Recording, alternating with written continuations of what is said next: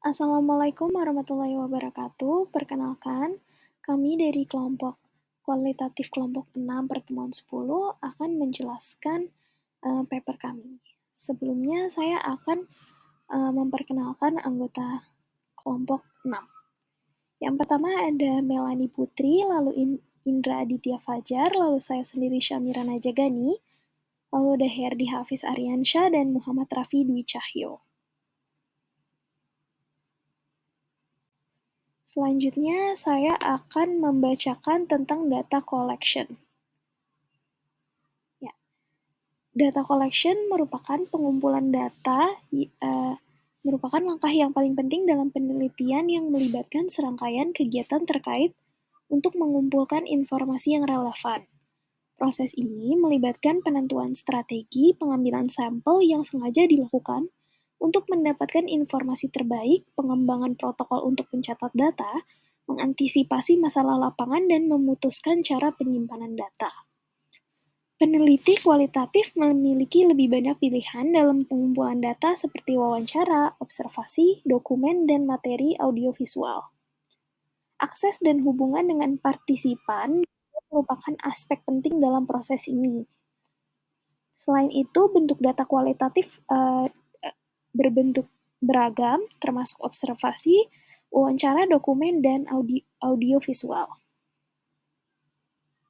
Peneliti perlu mempertimbangkan berbagai aspek dalam proses pengumpulan data, termasuk persetujuan Dewan Peninjau, pengambilan sampel yang sengaja dilakukan, penggunaan protokol pencatatan, mengantisipasi masalah lapangan, dan pengembangan sistem penyimpanan data.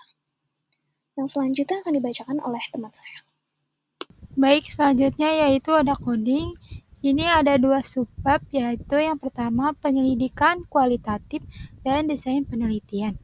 Dalam mengembangkan kode-kode ini sebagai gambaran hierarki, namun dapat digambarkan sebagai lingkaran atau dengan cara yang kurang linier. Organisasi kode secara hierarkis adalah pendekatan yang sering digunakan dalam fitur pemetaan konsep program perangkat lunak. Dalam menempatkan keduanya pada gambar untuk memberikan opsi analisis terbanyak, peneliti tidak akan mengetahui pendekatan apa yang harus digunakan sampai dia benar-benar memulai proses analisis data. Kode cerita mungkin digunakan oleh peneliti untuk benar-benar mulai menulis cerita berdasarkan elemen yang dianalisis.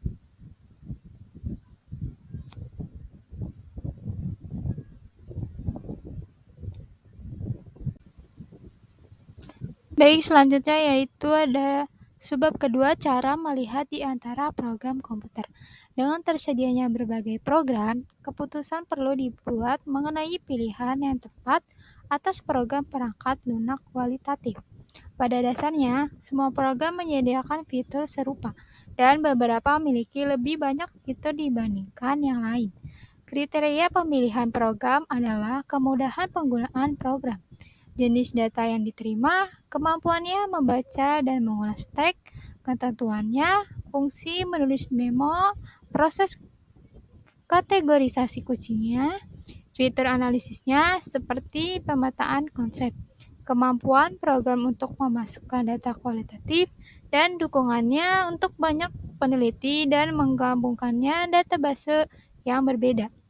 Kriteria ini dapat digunakan untuk mengidentifikasi program komputer yang akan memenuhi kebutuhan peneliti. Baik, selanjutnya akan dibacakan oleh rekan saya.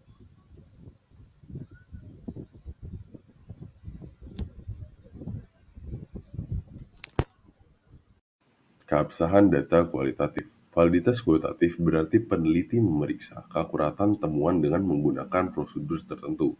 Sedangkan reliabilitas kualitatif menunjukkan bahwa pendekatan peneliti konsisten pada peneliti yang berbeda dan proyek yang berbeda. Gibbs tahun 2007 mendefinisikan validitas kualitatif. Validitas adalah salah satu kekuatan penelitian kualitatif dan didasarkan pada penentuan apakah temuannya akurat dari sudut pandang peneliti, partisipan, atau pembaca suatu laporan. Creswell dan Miller tahun 2000 menggunakan beberapa prosedur validitas. Perspektif prosedural yang kami rekomendasikan untuk proposal penelitian adalah mengidentifikasi dan mendiskusikan satu atau lebih strategi yang tersedia untuk memeriksa keakuratan temuan. Masih dengan keabsahan data kualitatif, menggunakan keandalan kualitatif. Bagaimana peneliti kualitatif memeriksa apakah pendekatan mereka dapat diandalkan, konsisten atau stabil. Yin tahun 2009 menyarankan agar peneliti kualitatif perlu mendokumentasikan prosedur studi kasus mereka dan mendokumentasikan sebanyak mungkin langkah dalam prosedur tersebut. Generalisasi kualitatif adalah istilah yang digunakan secara terbatas dalam penelitian kualitatif, karena dari bentuk penyelidikan ini bukanlah untuk mengeneralisasi temuan pada individu, lokasi, atau tempat di luar yang diteliti. Gibbs 2007 untuk catatan peringatannya tentang generalisasi kualitatif. Selanjutnya, manfaat KKN bagi mahasiswa. Mengembangkan kemampuan akademis dan sosial. Pertama, meningkatkan kepedulian sosial. KKN memberikan kesempatan kepada mahasiswa untuk terlibat secara langsung dalam menyelesaikan masalah-masalah yang terjadi di masyarakat. Melalui KKN, mahasiswa tidak hanya mengenal lebih dekat realitas sosial yang ada, tetapi juga berkontribusi nyata dalam mencari solusi untuk meningkatkan kesejahteraan masyarakat dengan berinteraksi secara langsung. Mahasiswa dapat merasakan berbagai tantangan, kebutuhan, dan masalah yang dihadapi oleh berbagai lapisan masyarakat.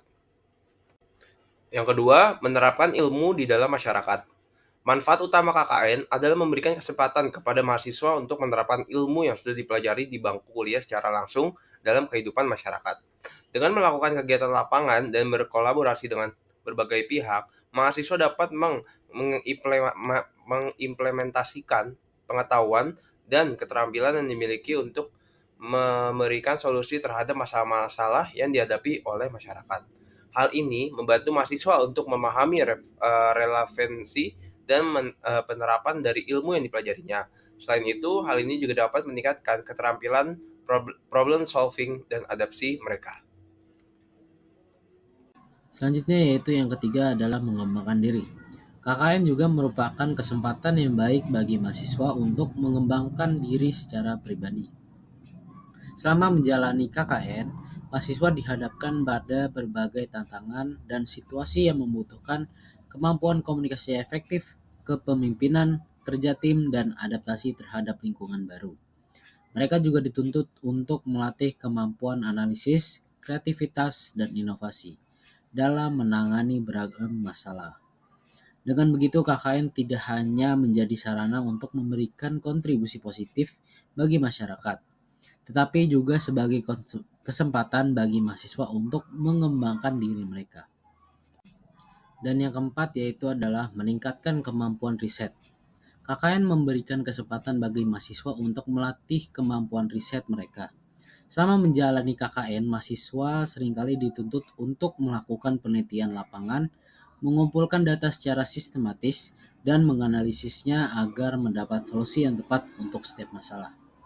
Proses ini membantu mahasiswa untuk mengasah kemampuan riset mereka, mulai dari merancang metodologi penelitian hingga menganalisis dan menginterpretasikan data yang telah dikumpulkan. Secara otomatis, KKN tidak hanya membantu mahasiswa dalam memberikan kontribusi positif bagi masyarakat, tetapi juga sebagai sarana untuk meningkatkan kemampuan riset. Sekian itu saja dari pertemuan 10. Kurang lebihnya mohon maaf. Wassalamualaikum warahmatullahi wabarakatuh.